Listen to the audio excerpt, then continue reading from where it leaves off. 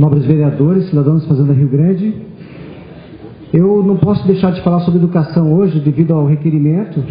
Quero aproveitar e agradecer a aprovação pelos vereadores. Essa questão que a gente tem visto hoje com relação aos professores, como bem lembrou o vereador Serjão, não é só com relação aos professores, né? Quando a gente está falando, no geral, de toda a categoria de trabalhadores. O que acontece hoje? Está havendo muito descrédito, né, da parte do povo, dos trabalhadores.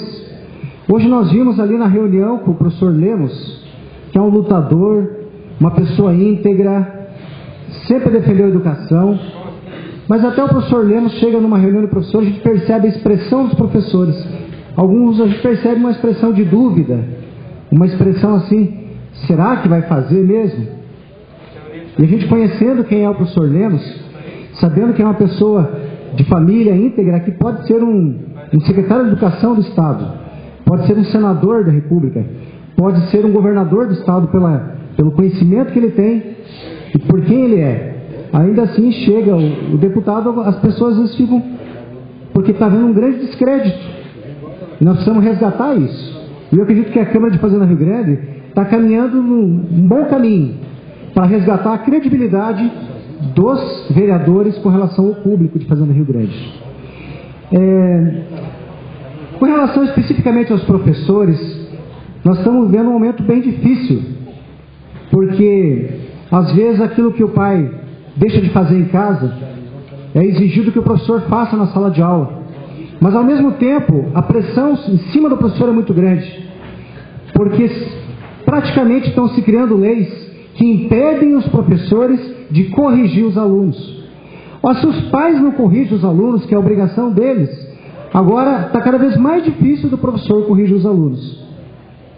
E como nós vamos ter cidadão, se é um vale tudo, se a criança faz o que quer, se o jovem faz o que quer, e não se pode nem corrigir.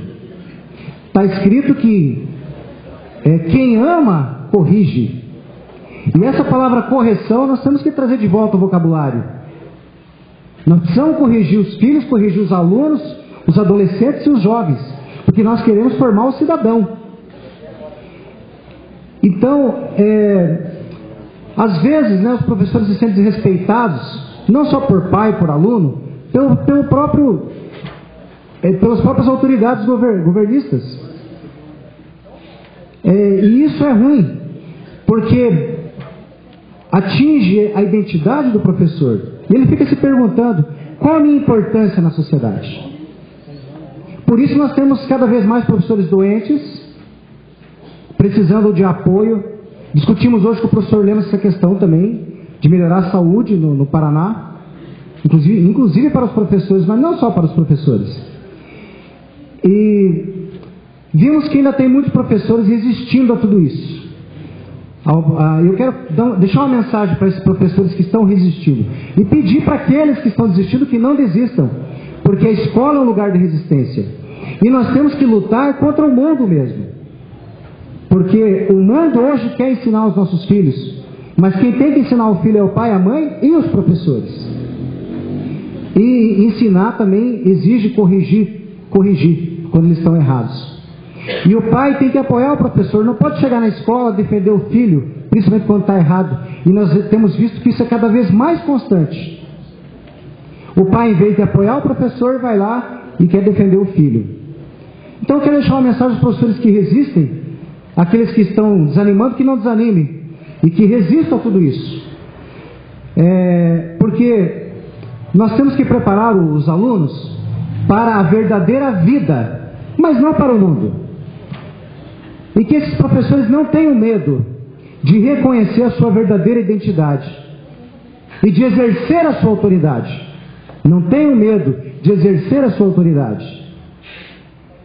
Mas que o modelo do professor, para que ele não erre, ao não ter medo e exercer a sua autoridade, que o modelo dele seja o mestre dos mestres, o modelo inquestionável, que é o Senhor dos senhores, Rei dos reis, educador dos educadores, que é Jesus Cristo.